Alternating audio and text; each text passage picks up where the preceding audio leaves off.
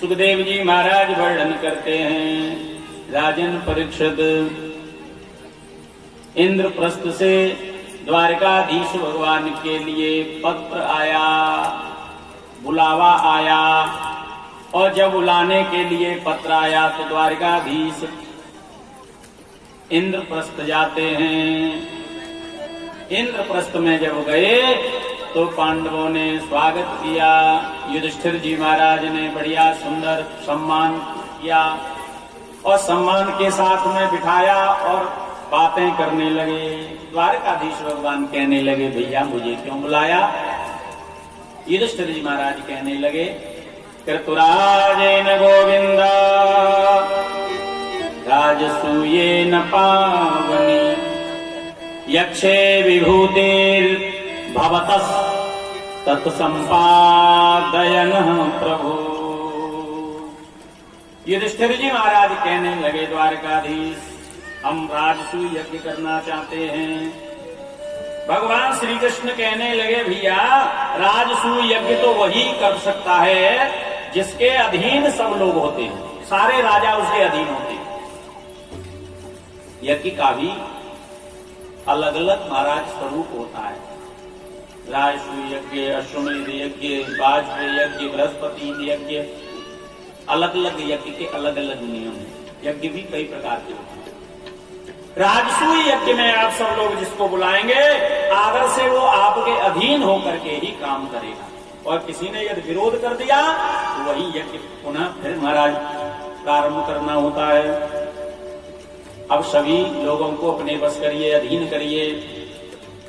कोई रह तो नहीं गया है? बोले हाँ, अभी तो बहुत ऐसे राजा हैं जिनको हमने नहीं जीता है। तो बोले जाइए सब पहले जीत के आइए।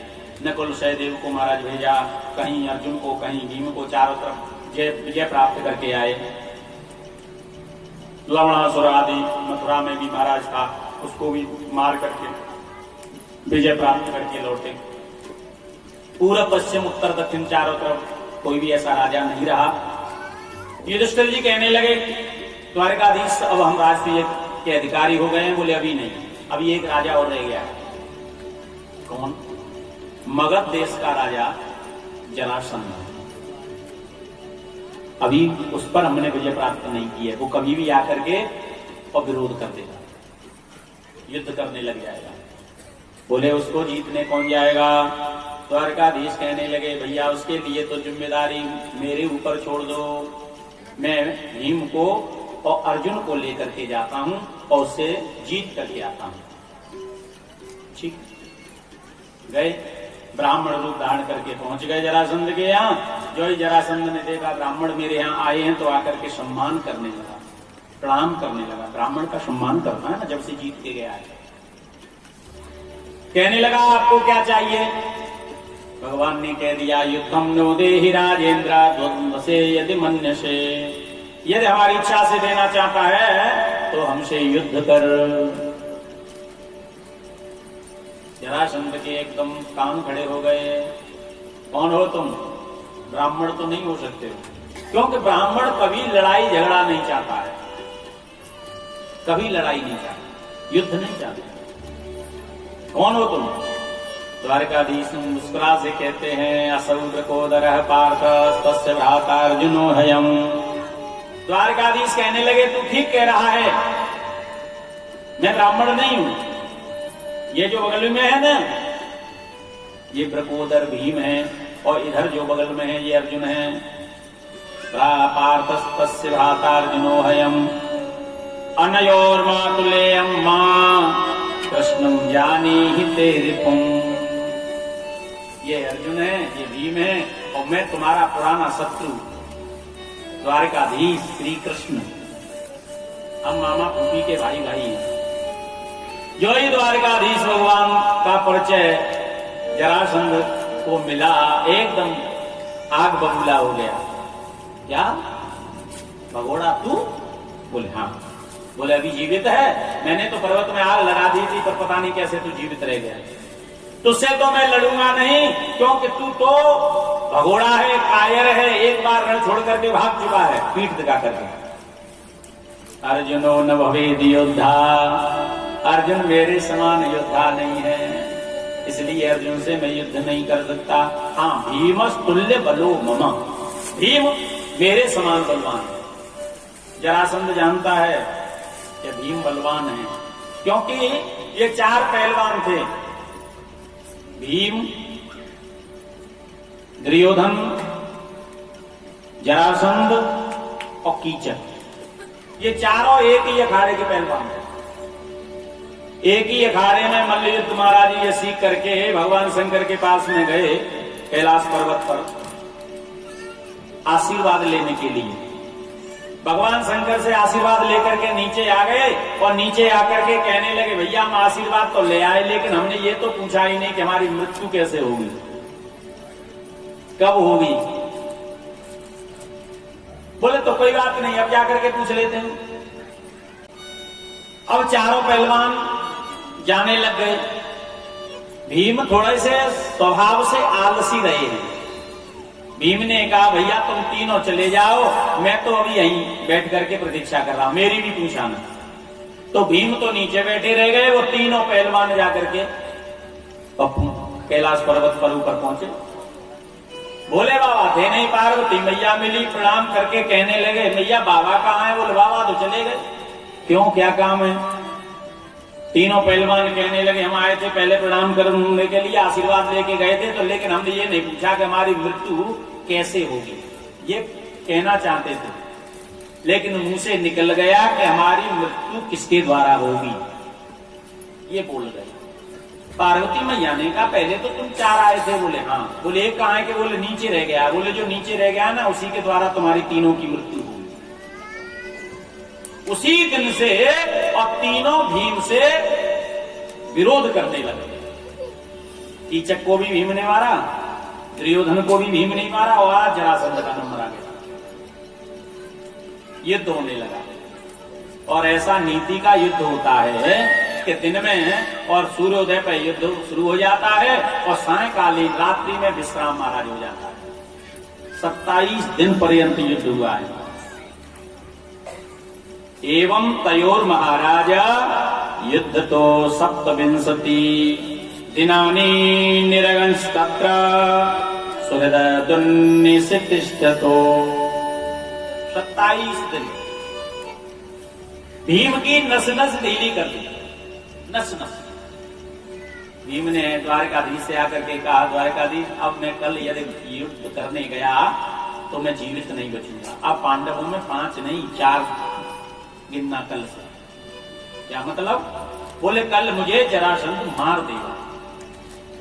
द्वारकाधीश कहने लगे भीम दादा तुम तो कहते थे कि मैं बहुत बलवान हूं, जिस हाथी को मैंने और पकड़ करके आकाश में फेंक दिया वो नीचे नहीं आया, वो बल कहां गया तुम्हारा।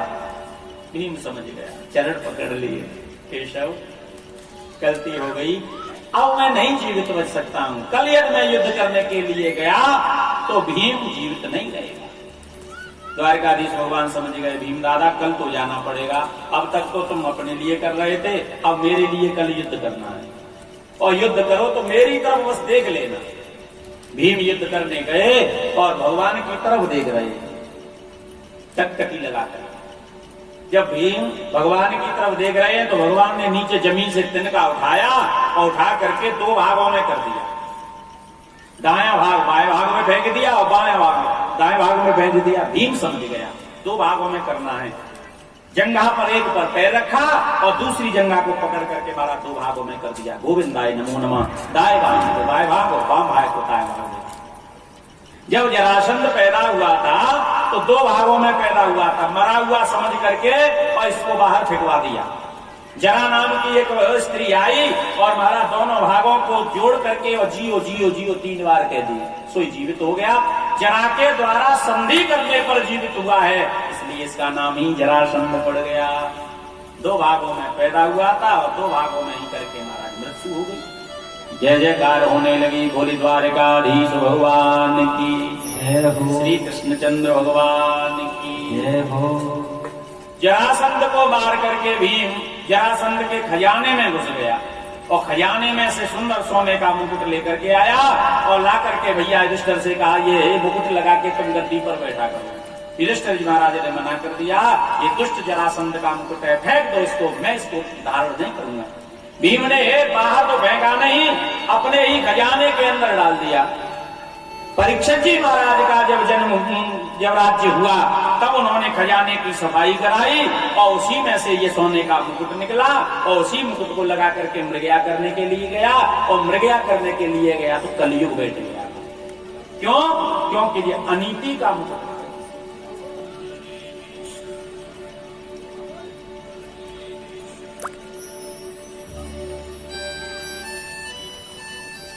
अनीति का जहां धन होता है, अधर्म का जहां धन होता है, पैसा होता है, वहां कभी भी परमात्मा नहीं होते, वहां तो हमेशा और हमेशा कलयुग निवास होता है। इसीलिए तो परीक्षित का जीवन बिगड़ गया। सोने के उस मुकुट को धारण करके गया और उसी में कलयुग बैठ गया। संत का अपमान कर दिया, निर्णय नहीं ले पाए। राजसूय यज्ञ के प्रारंभ कर देते हैं। बड़ा सुंदर राजसूय यज्ञ युधिष्ठिर जी महाराज और राजसूय यज्ञ करते हैं। तो यज्ञ में सबसे पहले किसी एक व्यक्ति की पूजा की जाती है। अब विचार किया किसकी पूजा पहले हो, किसका पूजन पहले हो। कोई कह रहा है पितामह भीष्म, कोई कहता है गुरु द्रोणाचार्य, कोई महाराज किसी को कहता है, कोई किसी को कहता है।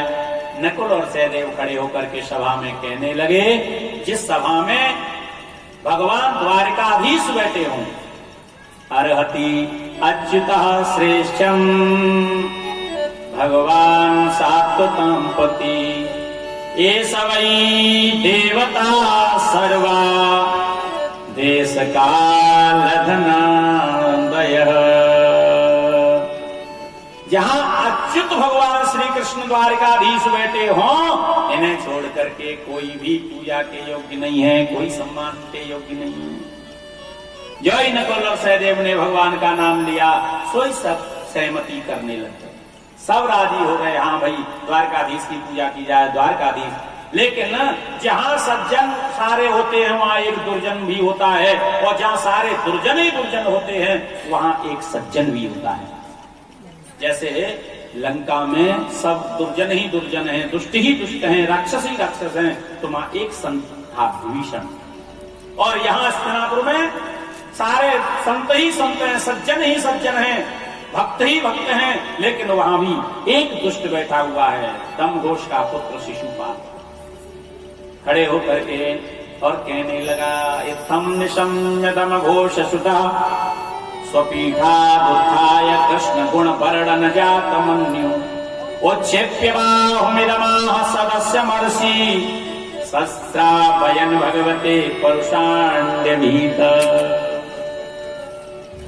शिशुपाल खड़े होकर के कहने लगे, क्या पितामह भीष्म गुरु द्रोणाचार्य इनको छोड़ करके और इस ग्वारिया की पूजा की जाएगी, माखन चोर की पूजा की जाएगी, रण छोर की पूजा की जाएगी। बुराई पर बुराई करने लग गया। युधिष्ठिर जी को थोड़ा बुरा भी लगा, खड़े होकर के रोकना चाहते थे, लेकिन द्वारकाधीश भगवान ने वहीं रोक दिया इशारे से, नहीं तुम कुछ नहीं कहोगे, मैंने वचन दिया इसकी माँ को, वचन दिया है एक बार में 100 गाली दे देगा, 100 अपराध कर देगा, मैं कुछ नहीं कहूंगा, और 100 से एक भी यदि आगे कर दिया तो मैं फिर से छोड़ूंगा नहीं। धीरे धीरे 99 हो गए। द्वारकाधीश भगवान कहने लगे, शिशुपाल सावधान हो जाना, 99 गलती हो गई हैं, 99 गाली तेरी हो गई हैं, 100 गाली हो गई, तब तक मैं तुझे क्षमा करूंगा, एक भी यदि ज्यादा हो गई तो मैं छोड़ूंगा नहीं।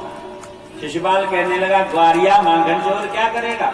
जो ही महाराज 101 की गाली हुई, सोई सुदर्शन चक्र का आह्वान कर दिया, छोड़ दिया, हर करता हुआ गया और महाराज शिशुपाल का सिरच्छेदन हो गया। गोविंदाय नमो नमः। ज्योति निकली और भगवान में समाहित हो गई।